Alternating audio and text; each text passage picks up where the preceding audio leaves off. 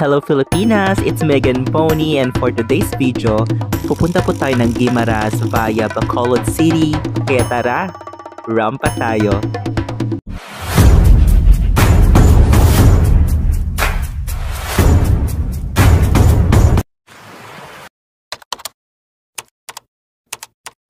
So yun mga Mrs. Haggard na ako. Dito na ako sa Bacolod. Bumaba ako sa North Bus Terminal nila. And malapit yung accommodation po dito. So parang isang oras din yung travel time from Lacawan to Bacolod. And nung lumabas ako from Lacawan to bus terminal sa highway, 50 pesos lang pala yung tricycle each. So nung papunta ako, 100 pinayan ko kasi hindi na kami naghintay ng isa. And from Cadiz City papuntang Bacolod, 90 pesos yung pamasahe kasi mas malayo siya konti sa Sinay. And first time ko rin dito kaya i-explore ko na siya, and gutom na ako, nakatakad na tayo. So ito na yung room ko dito sa Bacolod. Parang bahay lang talaga siya, and mura to kaya electric fan lang kasi matutulog lang naman tayo.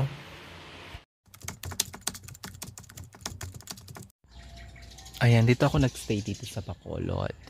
Para lang siyang house. Actually, para siyang house talaga siya. So ayan, sasakay na ako ng parang jeep nila papuntang SM.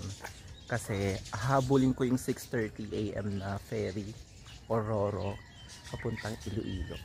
And 5:30 na. So tara. Parang ito na yung papuntang SM, yung ganyang itsura, parang modern jeepney. So ayun mga misis, papunta po tayo ng SM Bacolod. Malapit po doon yung port papuntang Iloilo City. And sumakay po tayo ng parang modern jeepney or minibus. Parang 20 pesos lang yung pamasahe. And bago tayo makakapunta ng Guimaras, dadaan muna tayo ng Iloilo City. Kaya dalawang sakay po tayo. Kaya nandito na ako sa port papuntang Iloilo.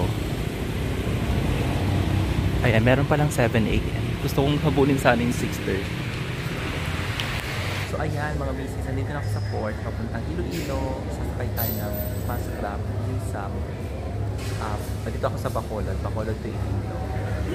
Ang pinakamaagang fast grab is 7 AM. 6:30 dapat yun. Tapos ang pamasahe is 550 pesos.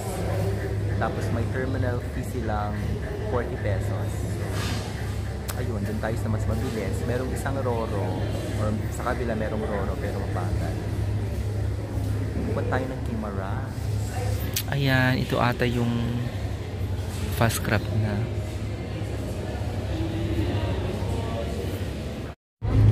Ayan, masakay na kami ng fast grab.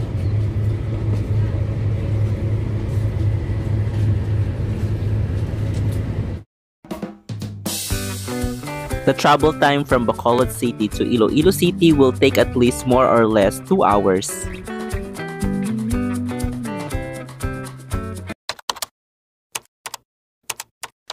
Ay, nandito na ako sa Iloilo Port, and wala kasing ATM, wala pa akong small bit. Kaya hindi mo na ako makakasakay ng tricycle or taxi papuntang yung isang port ng Guimaras. So, naghahanap ako ng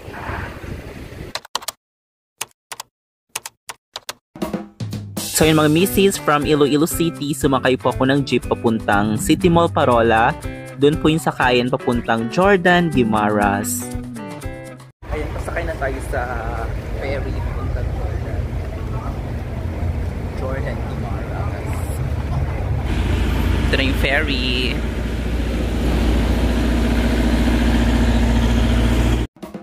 So yun mga misis, finally nakasakay na tayo ng ferry papuntang Jordan, Guimaras.